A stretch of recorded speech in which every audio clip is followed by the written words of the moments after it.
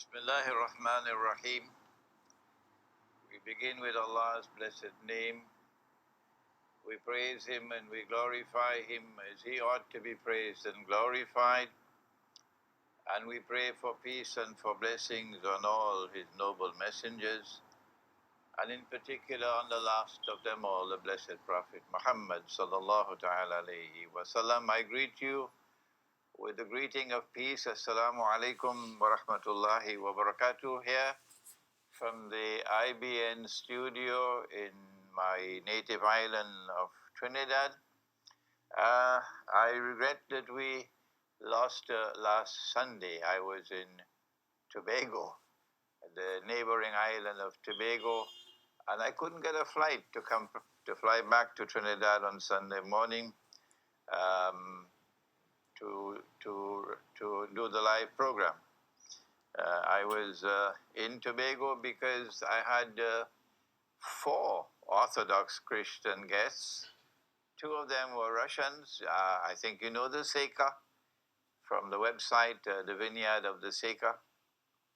He's a Russian military and political analyst of the first order, really, and he has a very important website, the Seika. But my viewing audience are already familiar with him. So the Seika flew to Tobago to spend 10 days with me. And there were also 2 guests from Belgrade. One was a US-trained attorney, and the other was a medical doctor. And the Seika and his wife, that made 4 of them. And we spent 10 days in very great conversations, comparing Islamic eschatology with Christian eschatology, and preparing ourselves for some work that we're going to be doing in the future, but I'll tell you more about that sometime later, inshallah. I resumed this morning with our signs of the times.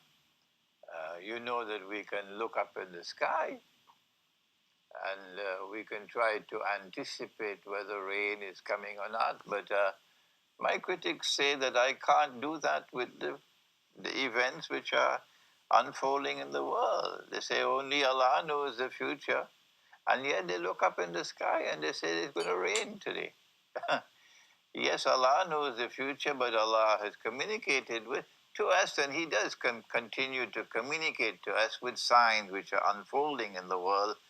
And woe unto those who are heedless of the signs of Allah unfolding in the world. And we've been looking at the subject of money, which is one of the big signs unfolding in the world. And I mentioned to you in my first program in February that the Indian government did something extraordinarily mysterious. It was a few months ago when the Indian government betrayed the Hindu religion. And I hope that my Hindu listening audience here in Trinidad and elsewhere in the world will pay heed to what I'm saying. The Indian government betrayed the Hindu religion when the Indian government demonetized, like a thief in the dark on a Sunday morning, the 2 biggest currency notes in India, the 1,000 rupee note and the 500 rupee note. Why did the Indian government do that? Ask your Mufti, ask your Maulana, ask your Sheikh. Why are they sleeping? Why don't they wake up and answer? The reason why the Indian government did that is because the Indian government was acting on behalf of Wall Street. Acting on behalf of Wall Street, because the Judeo-Christian Zionist Alliance, which is ruling the world from Washington at this time, and which wants to rule the world from Jerusalem tomorrow, they want to take control of the world of money even more than they do so now. They want all money to be electronic money. And the Indian government was being used as a guinea pig to get all of India hooked into electronic money. And when all of India is hooked into electronic money and they see what are the problems that they encountered in India, they will now have it easier to deal with the rest of the world. Pakistan coming up soon. Pakistan coming up soon. And so to the rest of the world of Islam and the rest of the world. And if you had 1,000 rupee notes and 500 rupee notes in India, and you were saving this money in big notes, you could take it to the bank provided that you paid your taxes on it. And if you feared that you did not pay the taxes and you might put you in jail, you take the loss. Otherwise, if you take it to the bank and you provide the proof, then the bank will put it into an account for you. You don't have an account, they'll open an account for you. And now your money is converted into electronic money. You can't take it out. No, you can't. There's nothing to take out. All you can do is to transfer your money from one account to another. That's coming. And if you're comfortable with that, that's up to you. But the rest of us who get our guidance from the Quran, we say no. No. Allah's guidance in the Quran tells us that's not money. The paper money was bogus. You take a piece of paper, and remember your brother Imran has studied international monetary economics in 2 universities. I know my subject. When I say you take a piece of paper and you print a picture on it and you put a number in it and you give it a fictitious value and you call that money. And Mufti says that's halal. That's what Mufti says, it's halal. Ah, yes, Mufti, you'll have to answer in the grave for saying that it's halal. It's not. It is bogus. It is fraudulent. It is haram. And I'm trying to teach the subject because I realize that our scholars of Islam have not studied the subject. Yes, it is my good fortune that I studied monetary economics.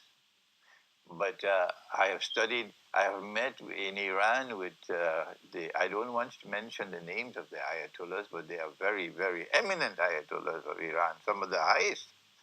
And I found to my surprise, they didn't know the subject of monetary economics. It was a shock to me. The same thing in the Sunni world, the same thing in the Shia world. And so I'm teaching the subject now, hoping that through these programs we may be able to reach to the scholars of Islam and teach them what is money in the world today. This is a presentation from Islamic eschatology. It's not just a lectures in monetary economics. And I pointed out that Islamic eschatology has an advantage over all other eschatologies in the world. What is that advantage? We have data, we have knowledge given to us in the Quran which nobody else has. And one of those things which I have reached out to you from the Quran, and I don't know why my critics will not go to the Quran. They criticize me for every single thing under the sun. They even say I am a supporter of Trump without providing evidence. If Trump says something right, I say it's right. And if Shaitan says something which is true, I say Shaitan has spoken the truth. What's wrong with that? What's wrong with you? Can't you think? If Shaitan speaks the truth, you say he's spoken the truth. Why not? But he's still Shaitan. I'm not saying that Trump is Shaitan. I'm not disrespecting the President of the United States of America. But if the President of the United States of America wants to have good relations with Russia, I know why you're angry. I know, because you are angry because Russia gave you a beating in Syria. Because you're getting all your state-of-the-art weapons from Santa Claus to wage your bogus jihad, and now you're angry that Russia and the United States under Trump might reach to some friendly relations. But I don't know whether it's going to happen or not. But this is what Trump has said, and I say, well, I believe this is a positive development. But that does not make me a supporter of Trump. Everything I say, they're critical of me. So now, I asked them to come to the Quran. The Quran gives us a very important event in Islamic eschatology that nobody else has. And that is that when Pharaoh was drowning, he declared his faith in the one God. And then Allah responded. It is Surah Yunus. And Allah responded, بَعَدَعُوذِ بِاللَّهِ مِنَ الشَّيْطَانِ الرَّجِيمِ Al-an, now Pharaoh, وَقَدْ عَصَيْتَ قَبْلِ, and before this you were in obstinate rejection. وَكُنْتَ مِنَ الْمُفْسِدِينَ, and you were corrupting and destroying everything around you. فَالْيَوْمَ نُنَجِّيكَ بِبَدَنِكَ, this day, Pharaoh, we have decided, we have ordained that your physical body will be preserved. Why?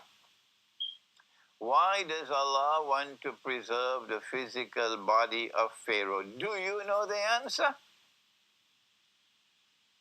لِتَكُونَ لِمَنْ خَلْفَكَ آيَةً. That's the answer. That your physical body, when it resurfaces in the historical process, when it is rediscovered, would be a sign for a people to come after you, Pharaoh. What is the sign? If you don't know, then let me tell you.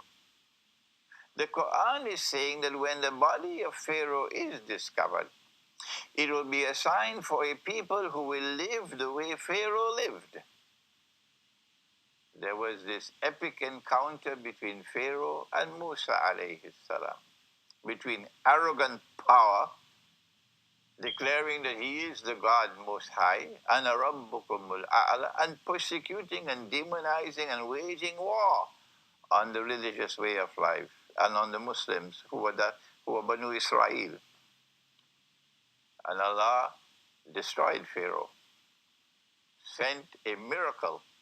The water parted, the Israelite people crossed over to safety, and when Pharaoh and his army attempted to pass through the opening in the waterway, the waters came down and they were all drowned. Allah is saying, this epic encounter will be repeated in history.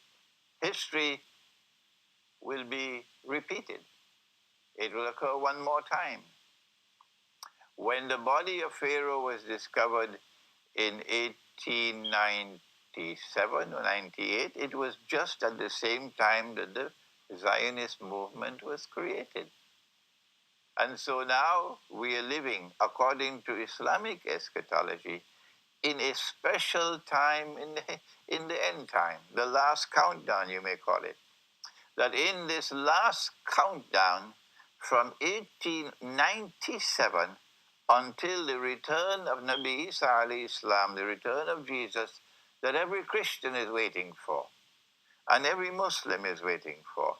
The events are going to unfold in history like beads on a chain, beads on a necklace. So you have to be able to read and see what is happening. You have to be able to connect the dots in the historical process now from 1897.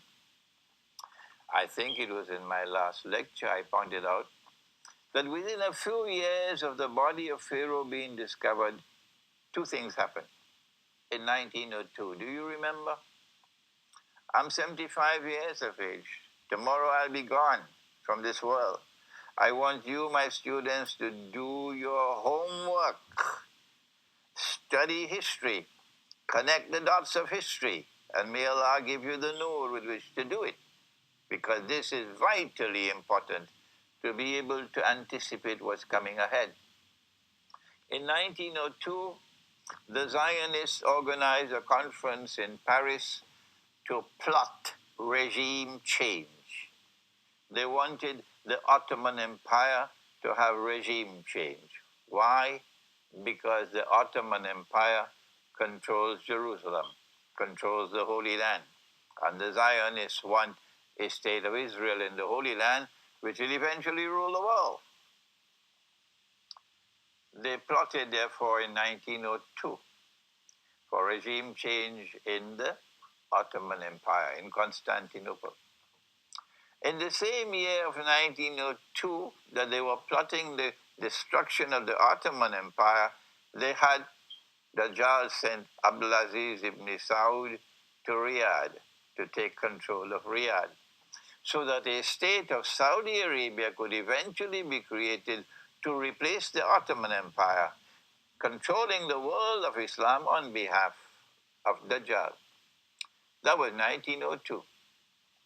In 1907, again plotting for the destruction of the Ottoman Empire, Britain and France embraced Russia in a triple alliance. But Russia was always the enemy. How come you now want friendship with Russia? Why? Because they need people to fight the Ottoman Empire. The Ottoman army is a powerful army, and they want to use the Russians as guinea pigs, the way the Indians are today being used as guinea pigs. And how will they get Russia on their side? They use a bait. They offered Russia Constantinople. The Ottoman Empire is a sick man of Europe.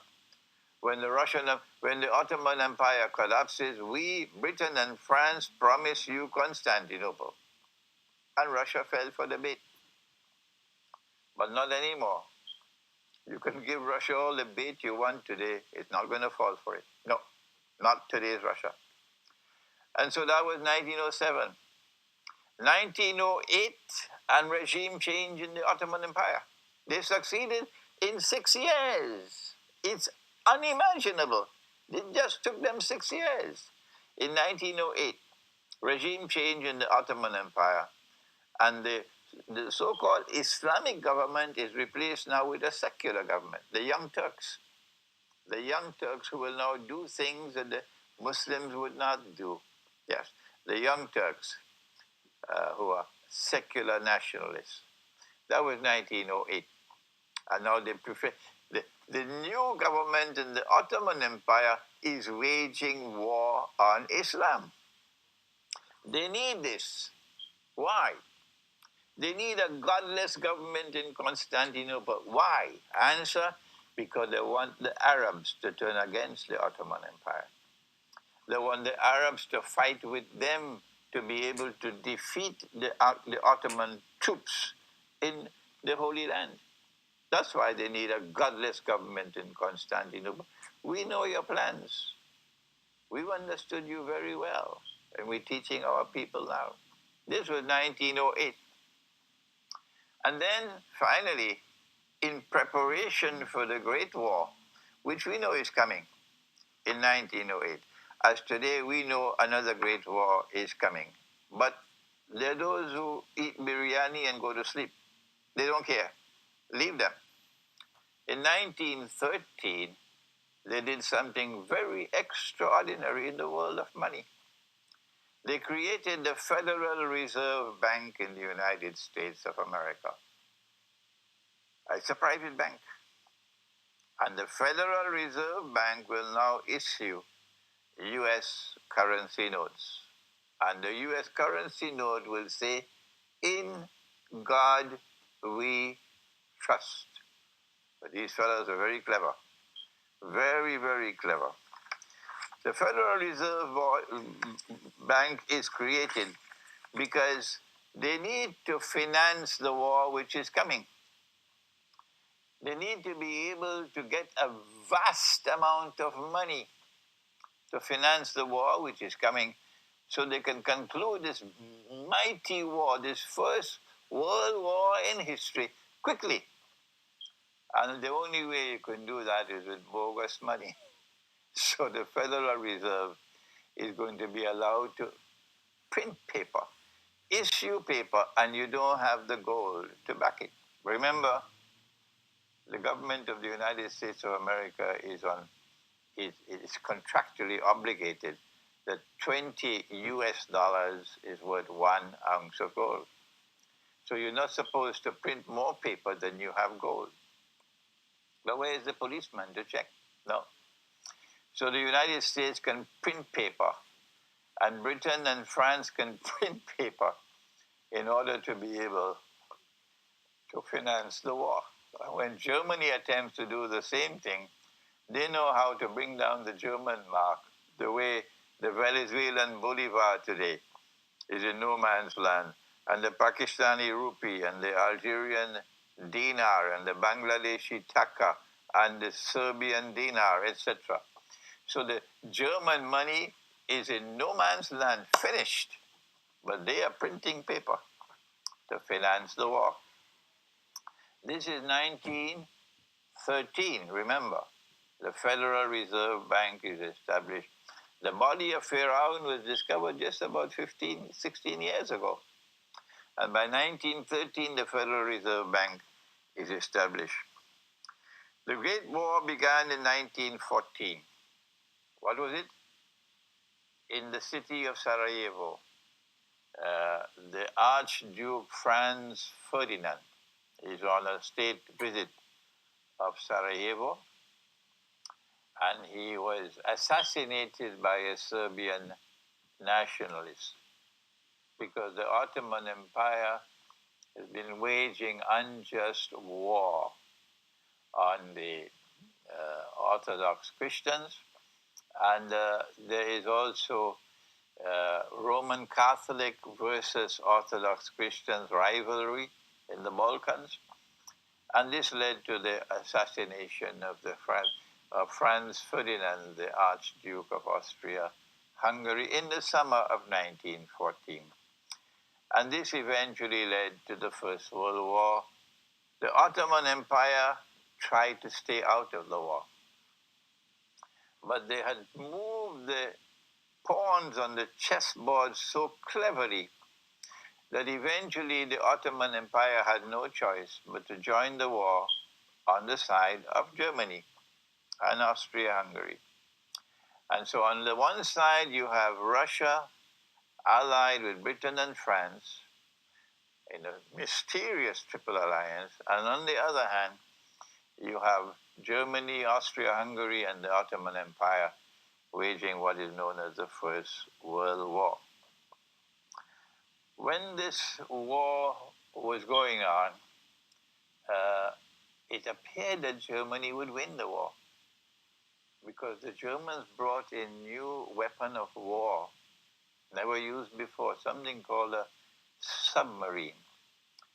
And the Germans were able to maroon Britain, and Britain was losing the war.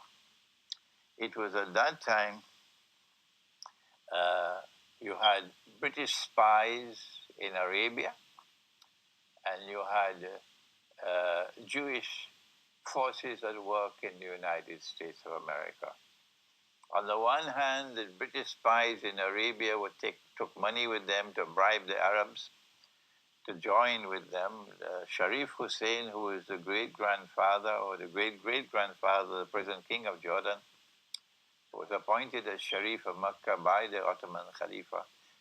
He took £7 million from the British treasury to betray his Muslim brothers. And Abdulaziz ibn Saud, I think he was given £500,000 a month, something like that. I can't remember the figure. But they bought them both. And on the other side of the Atlantic Ocean now, you have the Judeo-Christian alliance trying to get United States into the war. It was at that time that the Jews got Britain to agree that if you will promise to give us Jerusalem, we will get the United States into the war. Oh, but Germany had been exceptionally kind to the Jews. How could the Jews betray Germany like this? The Germans never knew about this until afterwards. Yes, Britain then responded and issued the Balfour Declaration in 1917, promising the Jews, the Zionist movement, a Jewish national home in the Holy Land. This is the Balfour Declaration of October 1917. 1 month later, the British Army, supported by thousands of Arabs, were able to defeat the Ottoman Empire army, and Jerusalem was liberated for the Jews.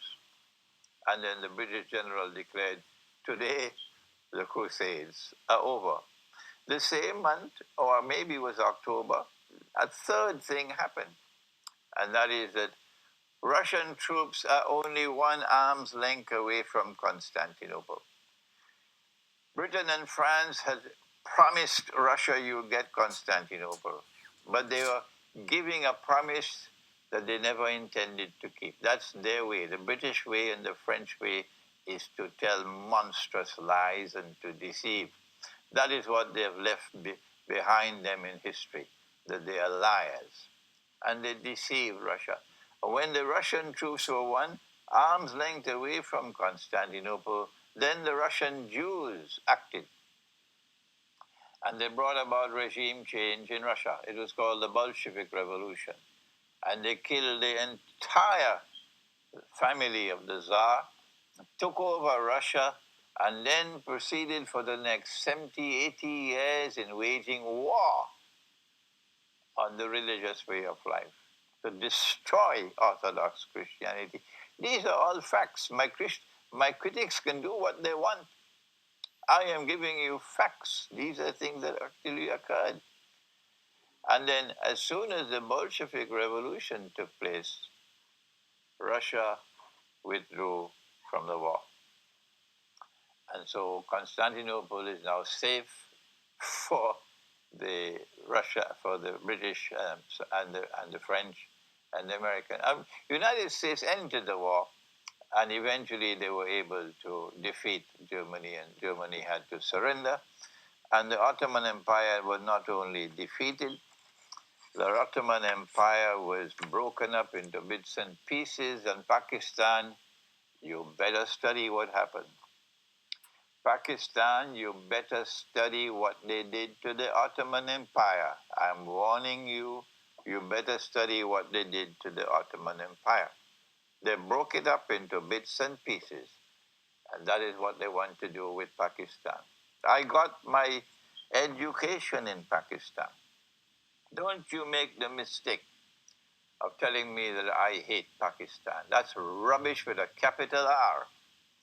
The poor people of Pakistan paid for me to get my education. They built an Institute of Islamic Studies in Karachi. They paid for the staff.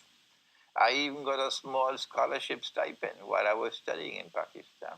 My education is from Pakistan. How can you dare say I hate Pakistan? Yes, I hate the traitors who have led Pakistan and the governments and the traitors who have led the armed forces of Pakistan all through Pakistan's history except for brief moments. I hate those people. I don't hate Pakistan and the Pakistani people, not at all. What we saw now was that the war ended with defeat for the Ottoman Empire. The war ended with the Zionists taking control of Jerusalem, with Britain acting on their behalf, taking control of the Holy Land. And the war ended with the United States of America now replacing Britain as the new ruling state in the world. But remember, they had printed paper to make all the money they needed to fight the war. And one day, it's going to come back to haunt you. And by, what was it, 1929, I think, they had what was known as the Great Depression, because all the currencies started tumbling because you just printed paper to make money out of nothing. And then you had the Great Depression in 1929 with money. Bogus money caused it. And so what did the US government do in 1933? I told you about it. You should remember what I said. In 1933, the US government decided the only way we could get out of this fix in which we are, because we're broke. The United States is broke. The money is crumbling. They need gold, and they need it fast. what to do. The US government decided the only way out is to seize the gold from the people of the United States and to do it by stealth. So they made it illegal for anyone in the United States to keep gold. You have to hand it over to the US government, who will buy it from you at 20 US dollars for 1 ounce of gold. So you have to take the paper and hand over your gold. Gold coins, gold bullion, and gold certificates. And then if you refuse to do it, or if you're caught with gold after a certain date, you'll be fined 10,000 US dollars and you could go to jail for 6 months. What did the American people do? Those who had some sense took their gold and shipped it to Switzerland. What are we going to do tomorrow when every government in the world bans gold? What will we do? What they did was some of them shipped their gold to Switzerland. The rest of them tamely and meekly handed over their gold to the US government. And then after the US government had collected all the gold in the United States, what did they do? They changed the price of gold from $20 to $35 an ounce. So the paper that the people had was now worth 40% less. And the US government had confiscated 40% of the gold of the United States, and the other 60% was still with them. It's so-called safekeeping. That's how the United States got out of the jam that they were in because of bogus money. But does our Mufti study the subject? Does our Mufti study the subject? And the Mufti is giving fatwa that paper money is halal. Does the Mufti not fear Allah? Would he not study the subject? When I met with Ayatollah Jawadi Amuli in Tehran, maybe about a month ago, uh, he is recognized as one of the most learned of the Ayatollahs of Iran. And I had a chance to meet with him. And I discussed this subject with him. And he did not know. He knew nothing about monetary economics, the Ayatollah. All that he had was a classical Islamic education, but he had no knowledge of monetary economics. So I asked him, Ayatollah, would you allow me that I could share with you some of this information? He said, please go ahead. And when I told him about what happened in 1933, you know what he said? Ayatollah Jawadi Amuli, I hope you're listening in Iran. He said the American people should not have handed over their gold to the government. I love that answer. He said, defy your government. The moral law is the highest law. I love that answer. What we have to do today, in anticipation of a tomorrow, when they will ban gold, I know it's coming. What we have to do today, and I'm answering some of your questions now, we have a few minutes before we stop for questions. You can call on the phone if you're in Trinidad. There'll be a number at the bottom of the screen soon. But if you're outside of Trinidad, I suggest that you don't call unless you don't have the internet. It might be better for you to send an email to me. I have my laptop here, so I can check for emails. But if you want to call from abroad, yes, you can. What we have to do today, in anticipation of a repetition of what happened in 1933, is that people who follow the religious way of life must get their churches, their synagogues, their temples, their masajid to start minting gold and silver coins. Yes. And when a government comes to ban the use of gold and silver, the entire religious community, people who follow the religious way of life, unitedly must resist the governments that seek to perpetrate such a fraud on the people. This is where we are going to reach for today's lecture. That was 1933. I have not as yet reached the Second World War. Next week, I hope, inshallah, we'll be able to take you beyond 1933 and what the federal government did in the United States, and take you to the Second World War. And when we go to the Second World War, then of course you learn about the Bretton Woods Conference and the Bretton Woods Accord and the International Monetary Fund and the Articles of Agreement of the International Monetary Fund. When I was studying this subject at the Institute of International Relations of the University of the West Indies here in Trinidad, it was a very exciting year for me, from 1972 to 1973. And then in 1974, I went to Switzerland to study at the Graduate Institute of International Studies in Geneva. And remember what happened. My teacher of international monetary economics was Professor Cousin.